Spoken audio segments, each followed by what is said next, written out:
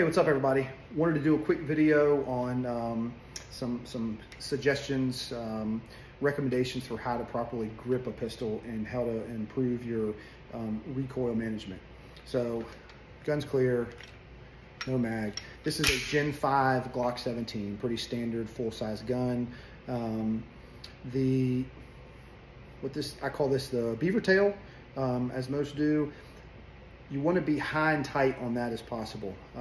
Different pistols have different shapes, different styles. This one you can adjust for your preference, but you want to be high and tight on the pistol. When this gun goes off and recoils, the slide comes back.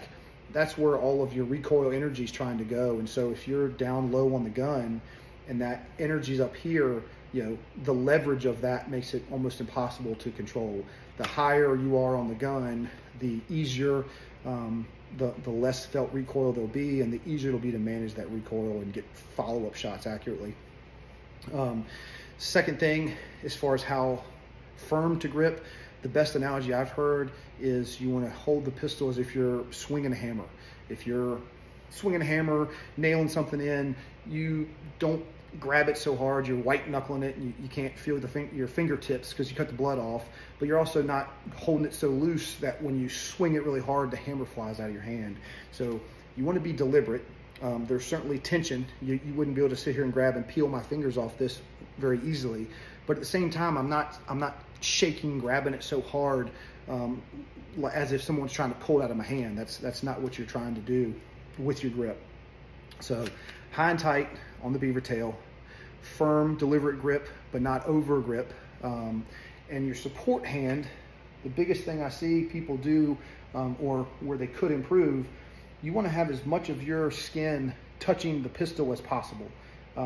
If I were to shoot the pistol right now, energy follows the path of least resistance. So all this energy coming backwards, it's going to kind of recoil like this because there's nothing here to slow it down. So if I shoot the gun, instead of being a nice manageable motion like that, if I shot it like this unsupported, and you can try it, the gun's going to recoil and tilt back here. It's going to be much harder to get follow-up shots, more fatigue on your strong hand because your offhand's not doing anything.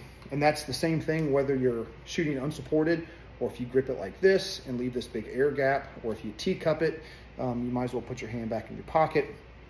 So to properly engage the pistol with your support hand, all you have to do is push your thumb forward and break your wrist, and then the angle that your thumb and the palm of your hand makes should fit very nicely or kin with some adjustment right there. And so when I'm drawing and marrying my grip, there's no part of the frame of the pistol that I'm not touching. It's comfortable, and when I shoot like this, the recoil should look something like that, because I've completely encompassed the frame of the gun. It's not going from side to side. I've got a nice firm grip, but I'm not over gripping. It's comfortable. I can sit there and shoot this all day long. And the muzzle flip is pretty minimal because of how high I am on the frame of the gun. So high and tight, firm, but not over grip, support hand. A little tilt like that will allow all of this meat right here to touch all of this piece of frame right here and really make a difference in your recoil management and I say overall comfort. If you go out and just shoot, especially maybe a 10 millimeter, 45, something with a little more punch, a 40, you go out and shoot that all day, either unsupported or with a inappropriate, ineffective, maybe a better word, support hand grip, you're going to fatigue.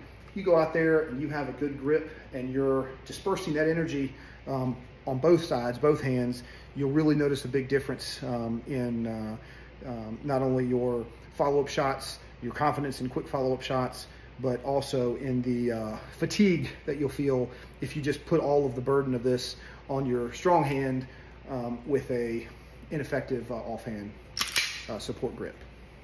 Hope that helps.